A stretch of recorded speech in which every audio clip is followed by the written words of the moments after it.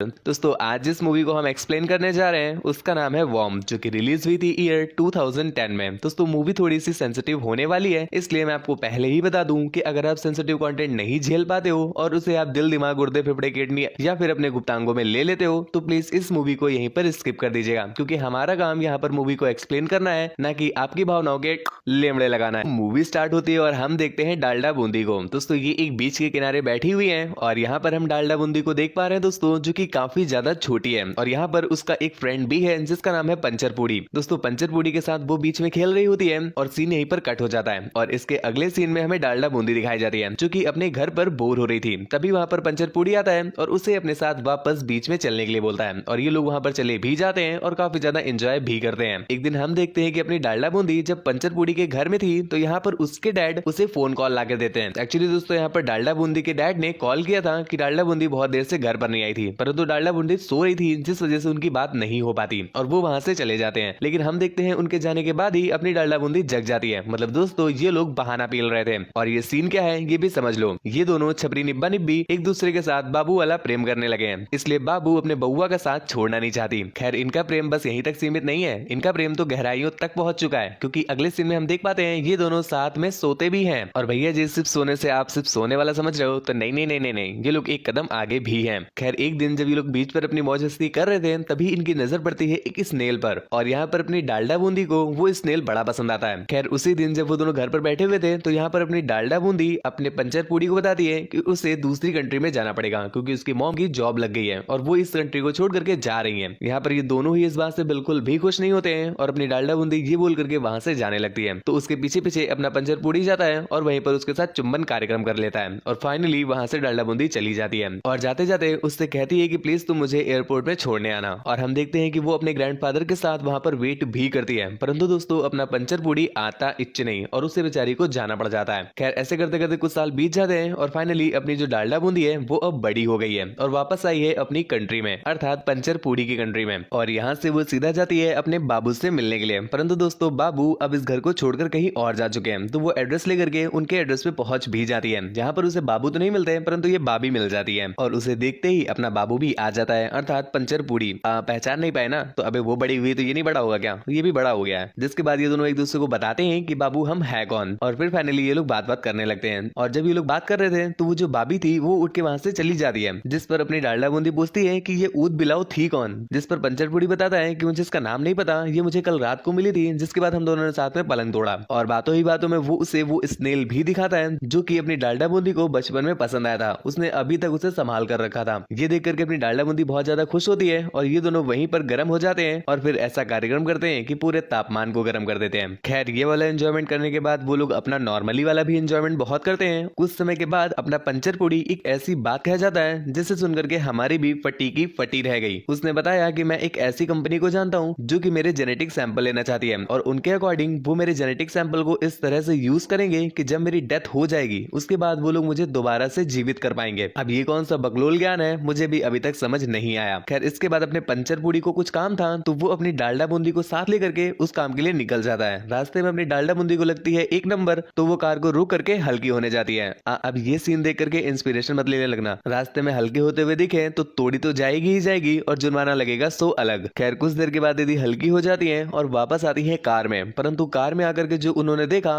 उससे उनकी फटके 4 हो जाती है कि सामने अपना पंचरपूड़ी फटा हुआ पड़ा है, अर्थात अभी अभी उसका एक कार से एक्सीडेंट हो गया जब वो कार से उतरा ही था। और ये देख करके वो काफी ज्यादा शॉक हो जाती है और काफी ज्यादा टूट भी जाती है। इसके बाद वो बेचारी अपने पंचरपूड़ी को बहुत मिस करती है, परंतु मेरे भाई मिस करने से वापस तो नहीं आ जाएगा ना। लेकिन तभी उससे ध्यान आया कि अपने पंचरपूड़ी ने एक बार बताया था कि वो मर करके जीवित हो सकता है, ऐसा कुछ वो ज्ञान पील रहा था, तो क्यों ना एक बार ट्राई कर ही लिया जाए, क्या पता पंचरपूड़ी वापस आ जाए। और इस चीज के लिए उसे पंचरपूड़ी की बॉडी चाहिए होगी, जिस बात की परमिशन उसके मॉम डैड बिल्कुल भी नहीं देते। लेकिन दूसरी तरफ उसके डैड जो कि शायद कहीं ना कहीं ये मानते थे कि ऐसा हो सकता है, इसलिए वो उसके ही बेटे के जेनेटिक सैंपल ला करके उसे दे देते हैं। और इन जेनेटिक सैंपल को लेकर के वो सीधा पहुंची है उसी लैब में जिसके बारे में अपना पंचरपूड़ी ज्ञान खोद रहा था। और फाइनली वहां पर जा करके जेनेटिक सैंपल की हेल्प से उसकी ही वॉर्म में दोबारा पंचरपूड़ी को पैदा करने का प्रोसेस स्टार्ट किया जाता है। और हम देखते हैं ये प्रोसेस सक्सेसफुल भी हो जाता है, क्योंकि कुछ समय के बाद वो प्रेग्नेंट हो गई। इसके बाद सीन कट होता है और हमें सीधा ले जाया जाता है कुछ सालों बाद, जहाँ पर अपना पंचरपूड़ी फाइनली 3 साल का हो चुका है। और यहाँ पर हम देख पाते हैं कि अपनी डालडा बूंदी ने उसका नाम नाम पंचर पूड़ी ही रखा है क्योंकि एक्चुअल में वो है ही वही। और ऐसे करते करते कुछ साल और हो जाते हैं और यहाँ पर हम देखते हैं अपनी डालडा बूंदी अपने ही बच्चे अर्थात अपने हस्बैंड का बहुत अच्छे से ध्यान रखती है। वो दोनों एक साथ घूमने जाते हैं, फन करते हैं, नहाते हैं, खाते पीते हैं, ऑलमोस्ट सब कुछ एक साथ करते हैं। और एक दिन जब हम देखते हैं कि अपना लिटिल पंचर पूड़ी अपने फ्रेंड्स के साथ खेल रहा होता है तो उसके साथ एक लड़की भी होती है जिससे उसके फ्रेंड्स खास बात नहीं कर रहे होते, लेकिन अपना पंचर पूड़ी उससे काफी अच्छे से बात कर रहा होता है। इतने में ही उसकी मॉम आ जाती है जो कि उस लड़की से कहती है कि तुम चाहो तो हमारे घर पर आकर खेल सकती हो, लेकिन वो लड़की उनकी बात को इग्नोर करते हुए वहां से चली जाती है। और कुछ देर के बाद अपनी डालडा बूंदी को पता चला कि वो लड़की एक क्लोन है, मतलब उसे भी किसी जेनेटिक सैंपल के थ्रू ही पैदा किया गया है। और पूछने पर पता चलता है कि उसकी मॉम जो है उसने अपनी मॉम का सैंपल लेकर के अपनी बेटी को जन्म दिया, अर्थात एक लड़की ने अपनी ही माँ को जन्म दिया। और इस बात से अपनी डालडा बूंदी भी अच्छे से रिलेट कर पा रही थी क्योंकि उसने खुद अपने हस्बैंड को जन्म दिया था। खैर ऐसे करते करते कुछ दिन और बीत जाते हैं और एक दिन हम देखते हैं कि जब डालडा बूंदी अपने लिटिल पंचर पूड़ी के साथ खेल रही थी तो यहाँ पर पंचर पूड़ी उसके ऊपर चढ़ जाता है और उससे ऐसे कहता है कि अब आप ऐसी सिचुएशन में हो कि मैं जो चाहूँ वो आपके साथ कर सकता हूँ। दोस्तों ये सीन देख करके हमें समझ में आता है कि पंचर पूड़ी में ठीक अपने ही डैड वाले सारे लक्षण हैं। अब हो भी क्यों ना, क्योंकि है भी तो वही ना। खैर इसके अगले सीन में हमें दिखाया जाता है कि फिर से कुछ साल हो चुके हैं और अपना पंचर पूड़ी अब कुछ बड़ा हो गया है। और एक दिन जब अपनी डालडा बूंदी उसके लिए ब्रेकफास्ट लेकर के उसके कमरे में आती है तो उसने देखा कि यहाँ पर एक लड़की ऑलरेडी मौजूद है। दोस्तों इसका नाम है लबरी जो कि अपने ही पंचर पूड़ी की गर्लफ्रेंड है और ये दोनों अभी पेलन कार्यक्रम कर ही रहे थे। खैर उसकी मॉम वहाँ पर ब्रेकफास्ट रख तो देती है परंतु वो काफी ज्यादा दुखी थी, ये हमें साफ साफ नजर आ रहा है। शायद ये कह सकते हैं कि उसे जेलसी हो रही थी। और इसी चलते अगले दिन जब लबरी जॉगिंग के लिए बाहर जाती है तो अपनी डालडा बूंदी पंचर पूड़ी के बगल में आकर सो जाती है। कुछ देर बाद जब पंचर पूड़ी जगता है तो अपनी मॉम को बगल में देख करके काफी ज्यादा अनकंफर्टेबल हो जाता है और वहां से बाहर चला जाता है। खैर इतने में ही अपनी लबरी भी वापस आ जाती है और वो दोनों साथ में चुम्मा चाटी करते हैं और फिर नहाने चले जाते हैं। ऐसे करते करते कुछ दिन और बीत रहे थे और एक दिन हम देखते हैं अपना पंचर पूड़ी अपनी मॉम से लबर लबर करने आता है और लबर लबर करते करते वो उनकी टी शर्ट के अंदर घुस जाता है। दूर खड़ी अपनी लबरी ये देखती है तो उसे बहुत बुरा लगता है और वो वहां से चली जाती है। कुछ देर के बाद अपने पंचर पूड़ी को भी समझ में आया कि उसने शायद गलत किया है और फिर वो भी वहां से चला जाता है। दोस्तों इस सीन को भी देख करके हमें समझ में आता है कि कहीं न कहीं उसका माइंडसेट अभी भी उसके हस्बैंड वाला ही था। और फिर एक दिन वो एक बूढ़ी औरत को देखता है। दोस्तों ये कोई और नहीं बल्कि उसकी ही दादी माँ है। उन्हें देख करके वो अपनी डालडा बूंदी से पूछता है कि ये है कौन, परंतु डालडा बूंदी उसे कुछ भी नहीं बताती। यहाँ पर अपना पंचर पूड़ी काफी ज्यादा परेशान है क्योंकि वो बिल्कुल कंफर्म है कि इन्हें कहीं ना कहीं तो देखा है परंतु उसे याद नहीं आ रहा कि कहाँ देखा है। और इस वजह से वो बहुत अजीब हरकतें करने लगता है और खुद को एक रूम में लॉक भी कर लेता है। खैर थोड़ी देर बाद जब उसका गुस्सा शांत हुआ तो उसने देखा कि लबरी उसे छोड़ करके जा रही है क्योंकि लबरी सोची थी शायद ये पगला गया है। खैर वो वहां से चली जाती है और अब अपना पंचर पूड़ी सीधा पहुंचता है डालडा बूंदी के पास और यहाँ पर उससे पूछता है कि ये सब कुछ चल क्या रहा है, जिस पर डालडा बूंदी उससे सब कुछ क्लियर कर देती है। और फाइनली यहाँ पर अपने पंचर पूड़ी को पता चला कि वो एक क्लोन है। इस बात से उसे बहुत ज्यादा गुस्सा आता है और वो अपनी मॉम के साथ ही फाइट करने लगता है। स्टार्टिंग में वो लोग काफी आर्गुमेंट करते हैं परंतु कुछ देर के बाद वो लोग वहीं पर पेलन कार्यक्रम करने लगते हैं। और जब उनका पेलन कार्यक्रम कंप्लीट हुआ तो अपना पंचर पूड़ी अपना घर छोड़ करके चला जाता है। यहाँ पर अपनी डालडा बूंदी काफी दुखी थी और उससे पता भी था कि पंचर पूड़ी जा रहा है, लेकिन वो उसे रोकती नहीं है। शायद उसे भी समझ आ गया था कि उसे रोककर कोई फायदा नहीं होने वाला। खैर इसी दुखद अंत के साथ ये मूवी यहीं पर एंड हो जाती है। मूवी आपको कैसे लगी हमें नीचे कमेंट करके जरूर बताना।